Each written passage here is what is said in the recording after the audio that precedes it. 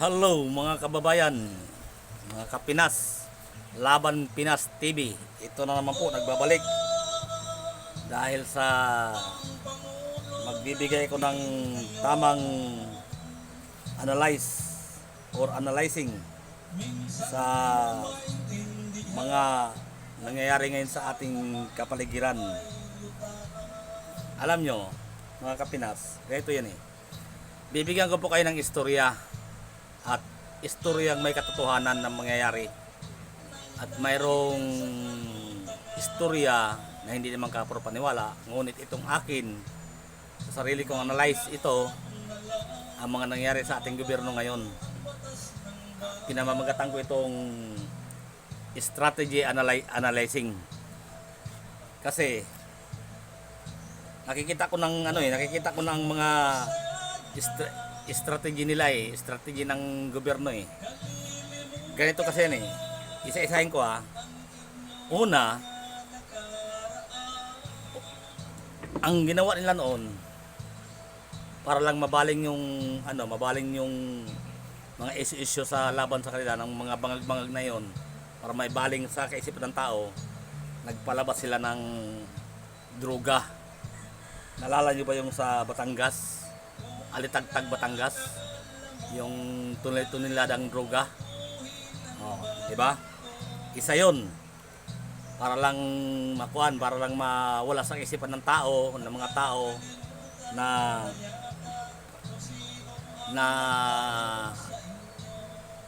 mawala sa isipan ng mga tao yung hinala ng mga tao na mga bangag, ang presidente bangag. Yun ang inalis na sa kaisipan natin ng mga mamamayan. Ngayon, hindi naman umubra yun Hindi natinag ang mga tao doon. Hindi natinag ang mga tao doon kasi nga halata doon masyado yung strategy yun na sabi pa natin, directed by Abalos, producer by BBM. Yun ang kuha natin noon yun ang kuha natin noon yun ang tao nito, yun ang kinuha natin noon, kinunik natin noon, directed by Secretary Benhur Abalos, produced by President BBM, producer. Ngayon, bakit nga ba ang tao mayroong mga haka-haka ng gano'n na bangag ang presidente? Bakit nga ba? Ganito kasi yan. Ganito kasi yung mga kapinasa. Paliwanag ko sa inyo. Kaya kung ako sa inyo, ikalat itong video nito, itong video voice na ito para makaalam ang iba. Para maikalat talaga. Kasi totoo itong analyze ito. Hindi pwedeng magkakamali ko itong analyzer ko na ito. Ito ang taong bangag, nandyan lagi ang sa kanilang kaisipan ang tamang hinala. Alam niyo yung tamang hinala. Yung iisip nila na ito yung mangyayari sa kanila. Kaya sa tamang hinala nila, ito yung ginawa nila ngayon. Una lang tinira si Pastor Apollo Kibuloy. Kasi yan ang alam nilang magbabagsak sa kanila Yun ang una lang tinira. Inunan lang na yung SM-INAY, pinabagsak nila, binawian lang ng prangkisa na sa wala namang kadahilanan. Yun ang inunan nila para hindi makapagkalat ng ang SM-INAY, kasi ang alam lang ng SM-INAY magsasabi talagang katotohanan buong pawang katotohanan lang sinasabi ng SM-INAY. Hindi kayang bayaran, hindi kayang diktahan na kahit na sino, kundi kung ano yung nakikita sa kanilang mga mata, ano yung nakikita sa aktual, yun ang sinasabi ng SM-INAY. Yun ang una lang tinira kasi hindi na kayang bayaran. In behalf sa mga ibang istasyon, hindi naman sa nagbibintang, parang gano'n na nga kasi nga imagine, hindi nga sila makapagbalita ng laban sa gobyerno. Ang lagi nang binabalita, pabor sa gobyerno. Ito ngayon, tiniran la una lang tinira, isiminay. Pangalawa, tinira nila ang gobernador ng Tagum City, ng Del Norte, si Gobernador Obahib. Tinira nila, sinususpended dahil kumampi sa Maisog Rally noon. Hindi, sa totoo naman, hindi naman kumampi yun. Talagang sumama lang talaga siya sa, pumabor lang siya dahil nasa alam niya ang batas. Nasa konstitusyon kasi yung rally na yon. Yung Maisog Rally na yan, nasa konstitusyon man natin yan. So, inano lang niya, ginalang lang niya ang karapatan ng mga tao. Hindi pa rin umubra. Doon pa rin, sige pa rin yung bangag na yun. Sige pa rin. Pangalawan lang tinira, ito na, si Pastor Apollo Kibuloy. Sa pamagitan ni Senadora Risa Hontiveros, ginamit nila yan. Bakit? Para masira si Apollo Pastor Kibuloy, para masira at mapokus doon ang kaisipan ng tao sa kay Pastor Kibuloy. Hindi pa rin umubra. Kasi tamang hinala nga sila eh. Inisip nila kasi, sa tamang hinala nila, inisip nila, ito si Kibuloy ang magpababagsak sa atin pag hindi natin to tinira. Yun ang inisip para manatili sila sa kapangyarihan, sa posisyon nila.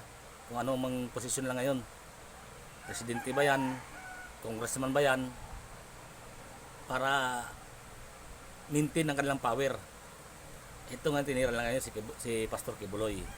Pinahiya nila, binuhay ng mga kaso na according sa Kibuloy, kuha na, anang dismiss na. Yun ang ginawa nila ngayon. Ngayon, lalong hindi umubra yung strategy yun na ginawa nila. Kasi lalong naghimagsik ang mga tao, nagpatuloy ang mga tao sa bangag na yan, bangag. So, tamang hinala naman sila. Sabi nila, hindi umubra itong strategy natin ito. Tirahin natin sa paglabas ng warrant of arrest. Yun na, nilabas lang warrant of arrest. Ang una lang ginawa, nag-warrant of arrest sila sa tamang pamaraan. Yan nila, kinatok nila ang nagpatupad noon, mga pulis Davao. Yun ang nagpatupad noon. So may respeto, may galang. Hindi pa rin umubra. Ito na ngayon tinira nila. Nagpalit sila ng kapulisan, pinalitan lang according sa mga balita. Nagpadala sila ng 2 batalyon na SAP Police, SAP Combat Police sa Davao City, at nirelieve yung mga pulis ng Davao City. Ngayon, pagdating na yan, unan lang sinubukan, sa tamang hinala nila, unan lang sinubukan, nagpalabas na ng balita na may nakuling shabu sa bus at tinapon yung sa may bus daw sa banda yon, sa saan banda sa Davao yon. Hindi ko alam kung saan banda sa Davao yon. Alam ko, na-remember ko parang Kalinan yata. At tinapon daw nagdala ng isang tao ng shabu, tinapon daw. At hindi daw nahuli yung tao na nagdala ng shabu. Yun ang unang accomplishment, na masasabi lang accomplishment na ginawa ng SAP na 2 batalyon na kanilang pinadala sa Davao. Yun. Hindi pa rin umubra. So tamang hinala na naman sila. Pangalawa, strategy naman sila, nag-warrant of arrest naman sila sa mga kasama ni Pastor Kibuloy, si Kibuloy at si Pastor Kibuloy at sa mga kasama ni ilan na mga kasama ni Pastor Kibuloy. Yun na.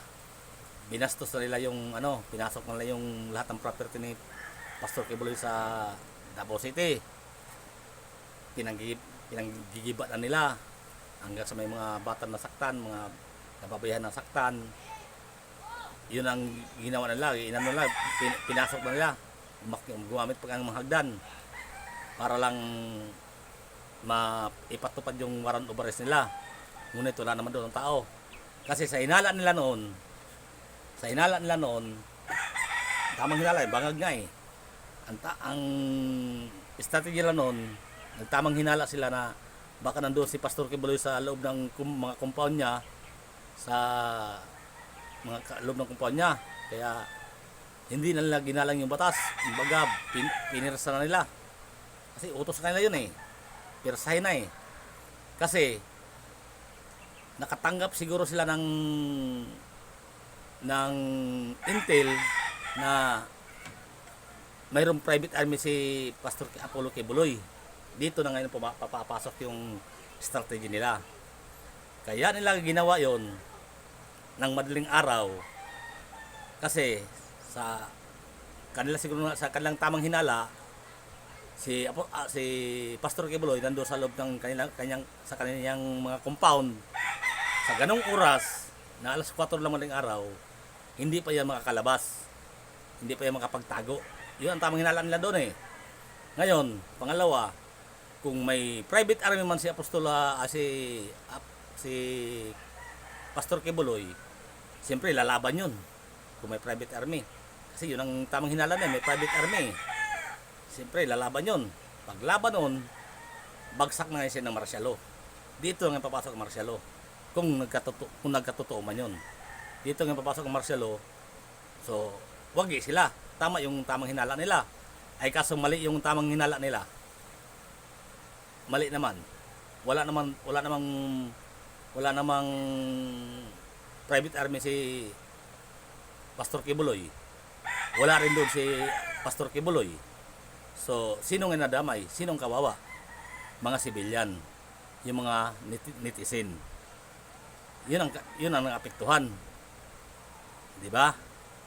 Hindi sila naapektuhan, kundi mga tao na maliliit, mga mahihirap ang naapektuhan doon sa tamang hinala nilang yun. Ngayon, dahil na naman doon sa kalang tamang hinala na yan, dahil alam nyo kasi pagbangag talaga ang tao, wala talagang magawang matino yan. Believe me, walang isip na ikakaunlad ng kapwa-tao niya yan. Ang iniisip niya, puro tamang hinala lang ang papasok sa utak nila yan. So ito ngayon ang nangyari na naman. Since nawala, bigo sila doon para lang taga sa tao ang mawala taga sa isipan ng tao ang hinala sa kanila na bangag sila, patuloy pa rin sila. Hanggang yung pangyayaring yon, binastos nila ang ginagalang ng lugar ng mga kingdom netizen, ng mga KGC. Inano nila, binastos nila. Anong nangyari? Inihian daw nila, dinuraan. Ang tanong ko sa inyo mga kababayan o mga kapinas, ang tanong ko sa inyo, ganito. Kung sa reliyong Muslim na kanilang ginawa yan, ang reliyong Muslim, ang kanilang banal na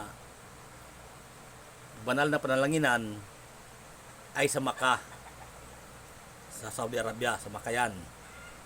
Yun ang banal na lugar na kung saan sila nanalangin na mataimtim, dahil yun ang pananampalataya nila na doon tumatahan ang espiritu ng Diyos. Ang lugar na yon, ng banal na lugar na yon, hindi pwedeng duraan o ihian man lang. Hindi pwede yun. Magkagulo nun. Kung doon na ginawa yon sa relihiyong Muslim, anong mangyayari sa kanila? Bakbaka na.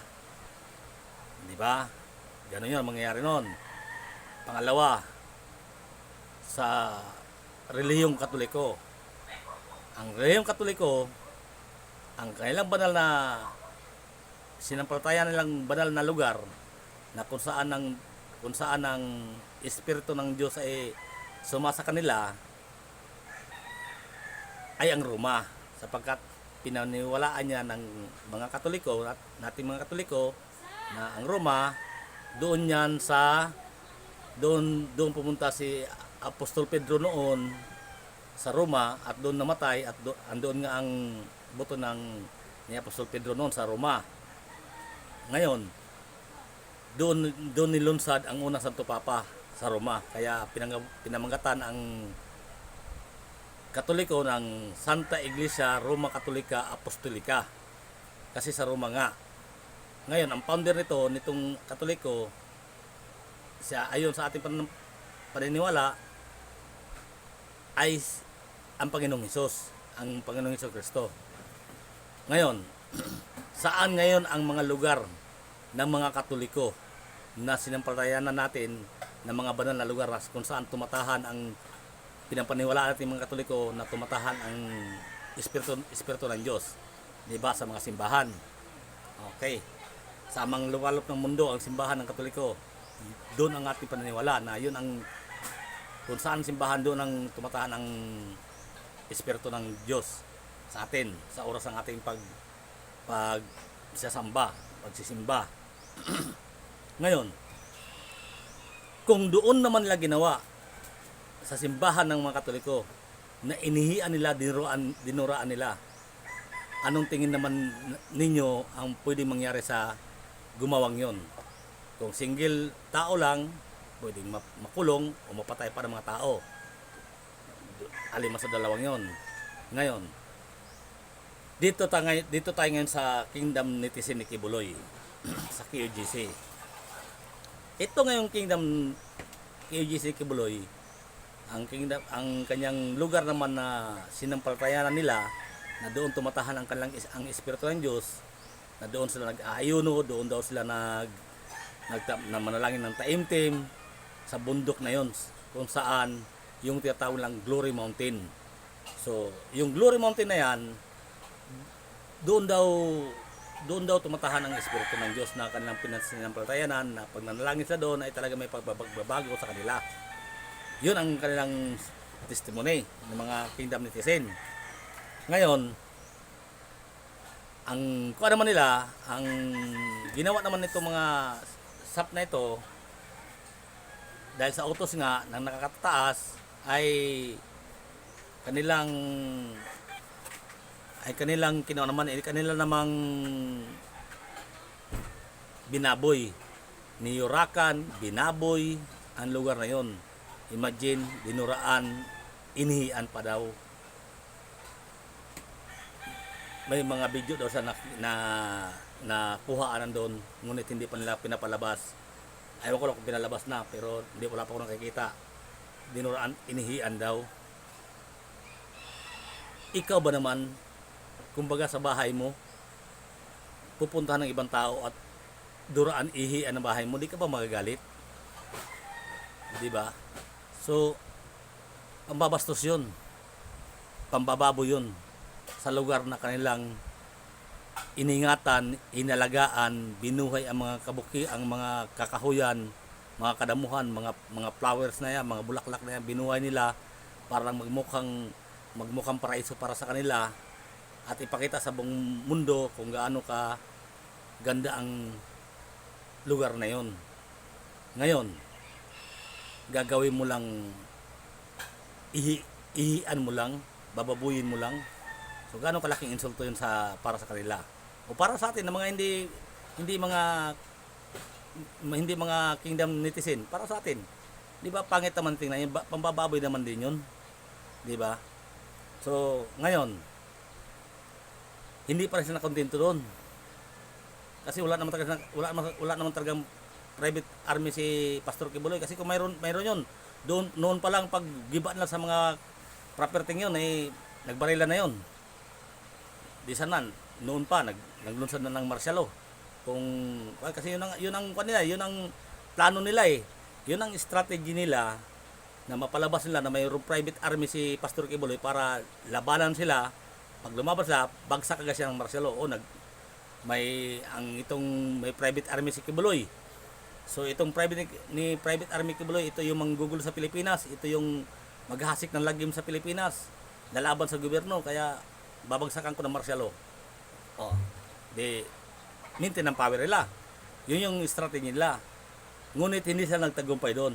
Ang ginawa naman nila, binanatan uli nila ng alas 4 ng madaling araw na naman. Saan? Doon na naman sa tawag ito, sa Sarangani, sa isang property ni Pastor Kibuloy sa Sarangani. Anong lugar yun? Anong lugar yun? Malungon. Doon naman sa Malungon, sa Sarangani. Ngayon, ang plano nila doon, baka ang tamang hinala naman nila doon, bangag nga kasi, kaya laging tamang hinala eh. Ang tamang hinalaan doon, si Pastor Kibuloy nagtatago naman doon sa mga property doon sa Malungon, Sarangani.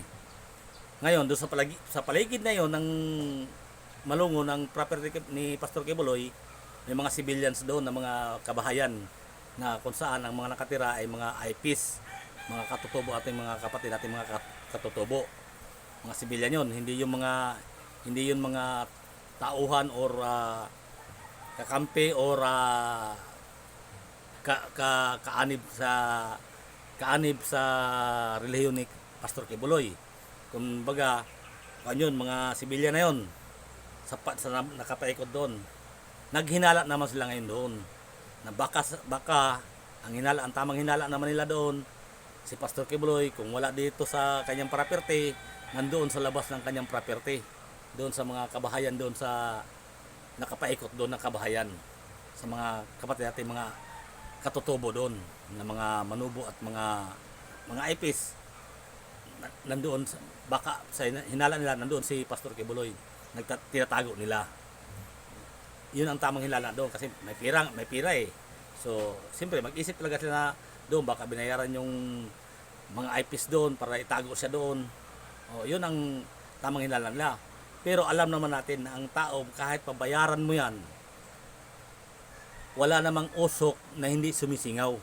Sisingaw at sisingaw yan. Alam natin yun ng mga Pilipino. Ngayon, yun yung tamang hinala na ando sa paligid, kaya ano nang ginawa nila, alas 4 ng madaling araw pa rin, nilosob nila ng mga SAP, mga military, nakapulgat, mga nakabaril pa daw, sinasabi lang daw may search warrant, pero wala naman daw pinapakita. Kaya anong nangyari, nadamay na ang mga civilians sa ating mga kababayan, katulad ng mga kapatid natin mga katutubo, mga IPs, nadamay na sila ngayon, nawala naman silang kinalaman, para lang talaga ang kanilang kasinungalingan mapatutuhanan nila.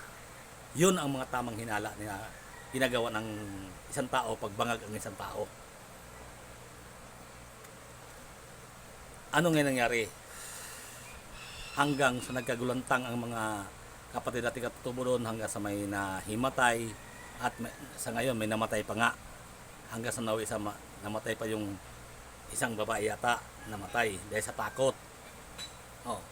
Sino ngayon kawawa? Sino ngayon diyan pa lang ha, kawawa na tayo mga mahirap. Diyan pa lang sa tamang hinala nilang yan, di ba?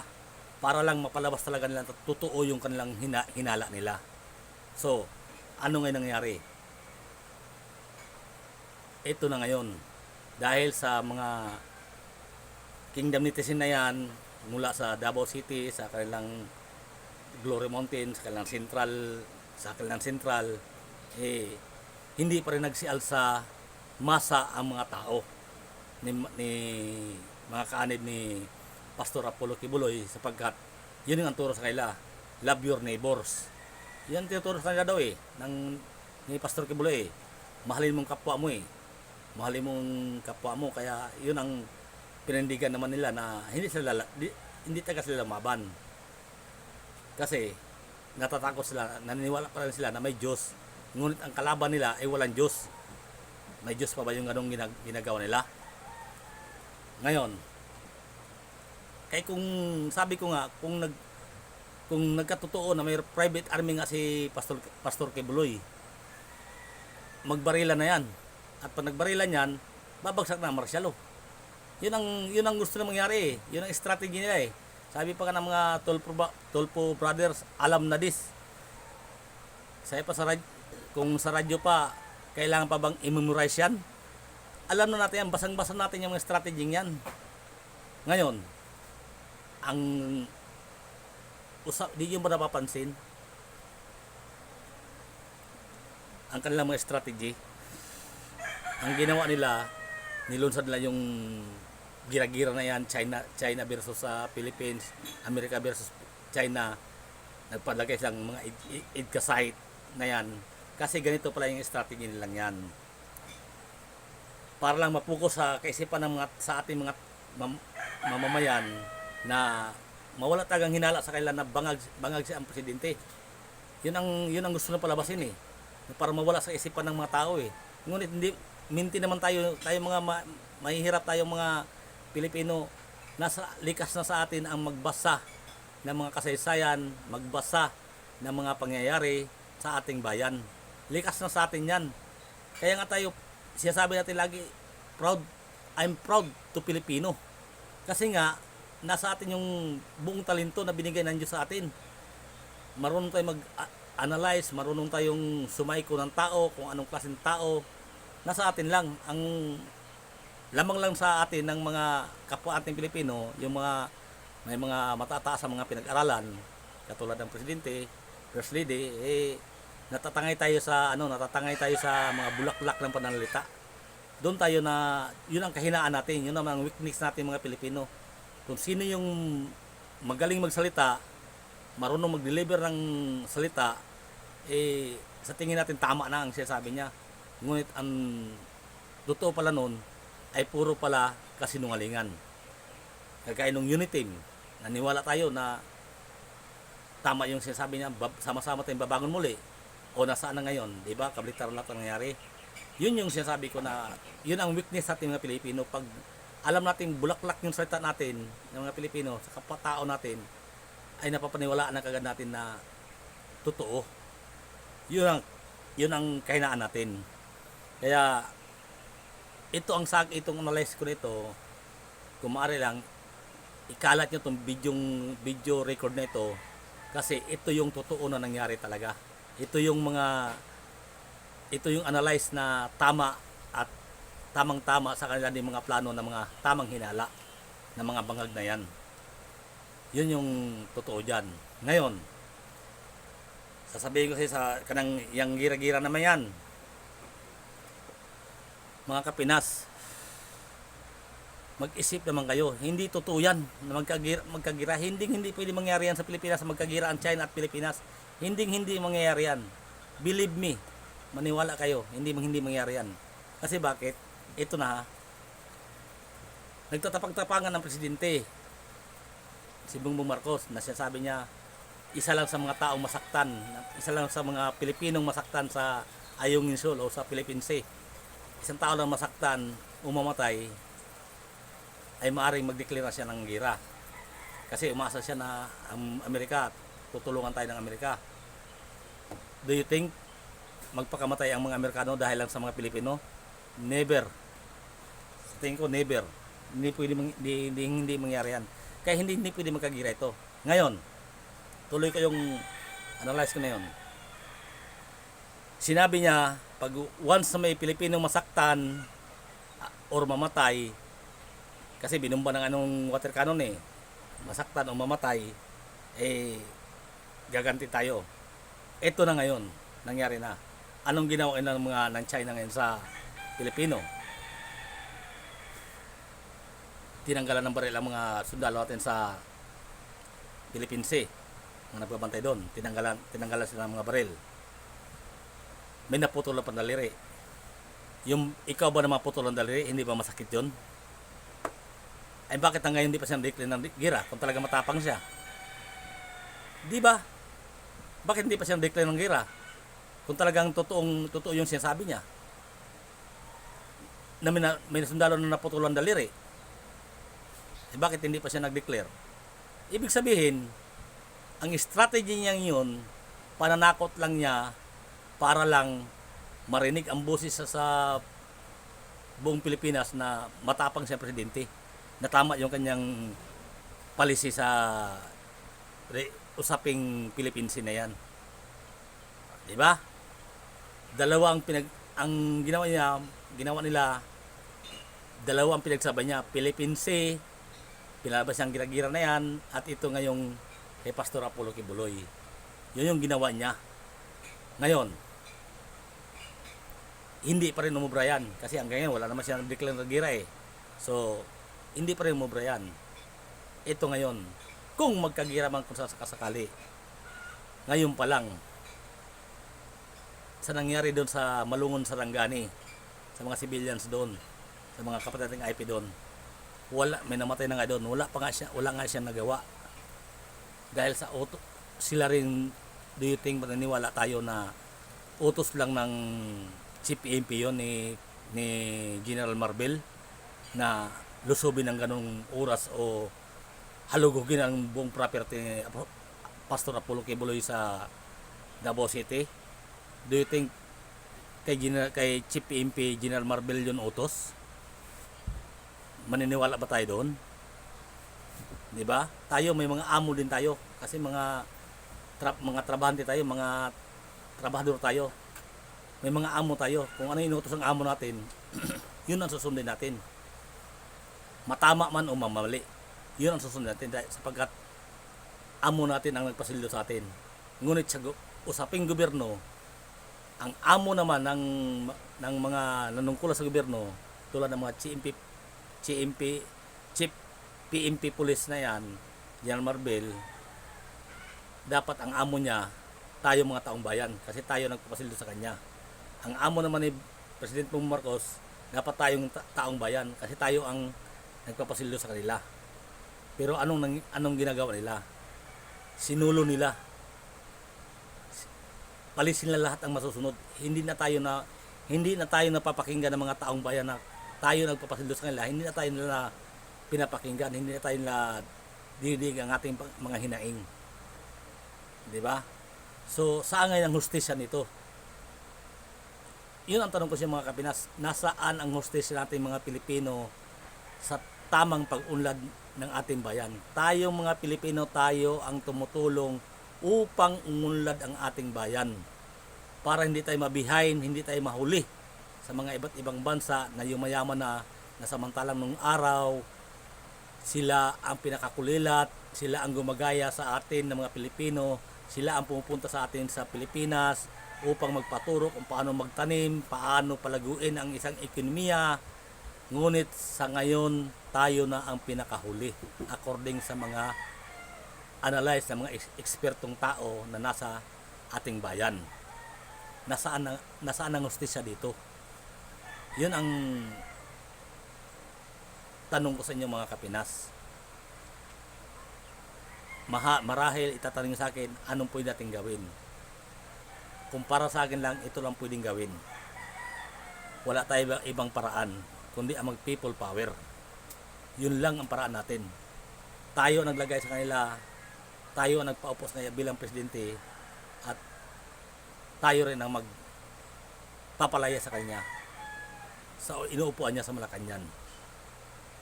Yun ang tamang gawin natin mga Kapinas. Kaya sabi ko sa inyo, tulungan nyo ako na itong video record na ito maikalat sa buong social media upang makaalam din ang mga tao, ng mga ibang mga tao na makikinig nito. Tapusin nyo lang itong video ito para at least may makakuha kayong magandang magandang aral at magandang mga analyze nitong video kung ito. Kasi ito yung mga strategy talaga nila. Kaya nga sabi ko nga, ulitin ko, alam na yung mga strategy nilang yan. Kaya sana mga Kapinas, magkaisa tayo. Mamaya nga pala, ipapalabas ko ang analyze ko rin patungkol sa Vice President natin, Madam Inday Sara Duterte. I-analyze ko rin yan. Bibigyan ko rin kayo ng analyzing dyan kung anong nangyari, bakit tumakbo siya ng Vice President. Kasi ang mga tao kasi sinisisi si Madam Inday Sara. Sana daw hindi na daw siya pumanig sa unity noon. Ito, ikukong sa inyo mamaya pagkatapos ng video nito. Kasi masyado na mahaba. Kaya yun lang. Excuse me. Yun lang mga Kapinas, ang pakiusap ko lang sa inyo, magkaisa tayo. Magkapit-bisig tayo. Tayo mga kapwa Pilipino, tayo ang mga kapwa mga mahihirap, tayo ang magkakaisa. Di na bali yung mga mayaman. Mayaman na yan sila eh. Di bali yung mga yan. Tayo lang mga mahirap. Kasi sa totoo lang, 60-40 ang labanan natin. Ibig sabihin, 40 ang mga mayaman, 60 tayo mga mahirap. Kaya tayo ang mas lamang. Kaya tayo mga mahirap ang magkapit-bisig upang mag-rally sa EDSA. Palisin natin si President Bongbong Marcos ng para mabigyan ng hustisya ang ating mga kapwa-tao, kapwa kababayan natin, mga kapwa natin mga mahirap, kapatid natin mga IPs, mabigyan silang hustisya sa kanilang mga nangyayari. Yun lang, at maraming salamat po sa inyong lahat.